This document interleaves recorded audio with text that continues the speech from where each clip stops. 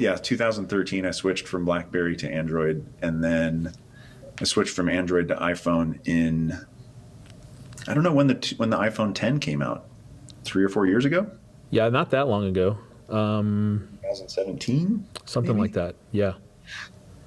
Actually, 2017 would make sense because 2007 was the first iPhone, so the iPhone 10 would be around Right. 2017. Right. Yeah. I switched to the iPhone 10 because of privacy. I tried to turn off the location permissions on my Android phone so that Google Maps couldn't track my location all the time, even when it wasn't running. And the Google system itself tracks your location all the time, just inherently built into the operating system. So I tried to remove the location permissions from the Android operating system and from Google Maps. And it gave me a warning that, like, hey, if you turn this off, it's going to restrict functionality on your phone. And I was thinking, like, okay, it'll just restrict location functionality. That's fine. That's kind of what I want to do. But it actually restricts what's called a bunch of functions from what's called Google Play services. Google Play services are all the Google functions that are specific to Android. So Android itself is actually an open source operating system. And then the Google pieces are added by Google. And so all the Google pieces basically broke when I turned off location tracking. And thinking about it from a logical perspective and knowing what I know about the way that computers work and the way that software works, it's like, that seems heavy-handed. I may be incorrect in making an assumption on this, but my assumption was Google didn't have to restrict all the functions of my phone and make the rest of my phone basically useless. Right. But they're like, punishing a user that might want to not share their location with Google all the time. Yeah. Yeah. There's a reason that Google gives Android away, or is part of the Android open source project, which is, it's a free operating system,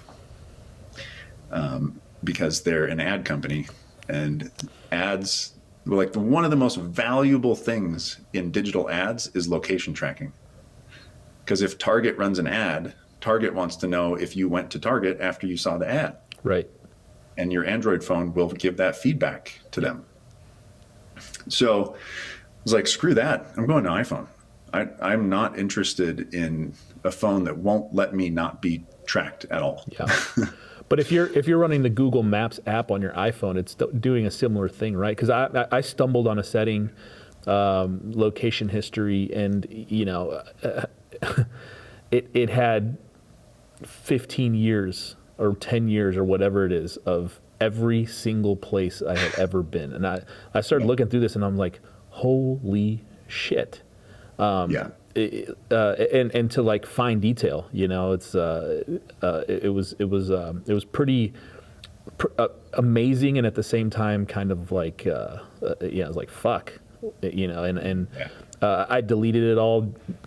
You can't delete that, it's all still there. But then I turned all that stuff off, and of course, you're just trusting them that this is off now and it's still not being collected and tracked. But come on. Of course it is, right?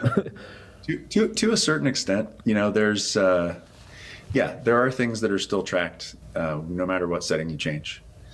The location history. So, and if anybody wants to look this up in your Google, if you go to your Google account, like go to google.com and click on your little face at the top right and dig through your account settings, find the privacy section and find location history.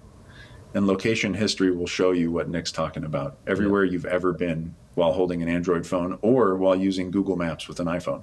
Yeah.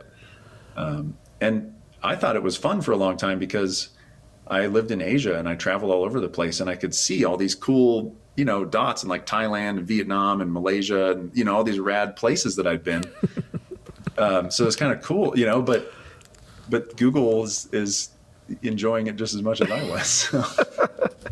Yeah, and at least, and again, you've mentioned this before. It's but who you decide to put your trust in, right? But now you at least get the little pop up that says on an Apple phone, it'll say Google Maps wants to use your location, and then you can choose if it's only while the app is open or all the time, right? So you at least have that measure of that measure of pause in there, which again may or may not be bullshit. Who knows? But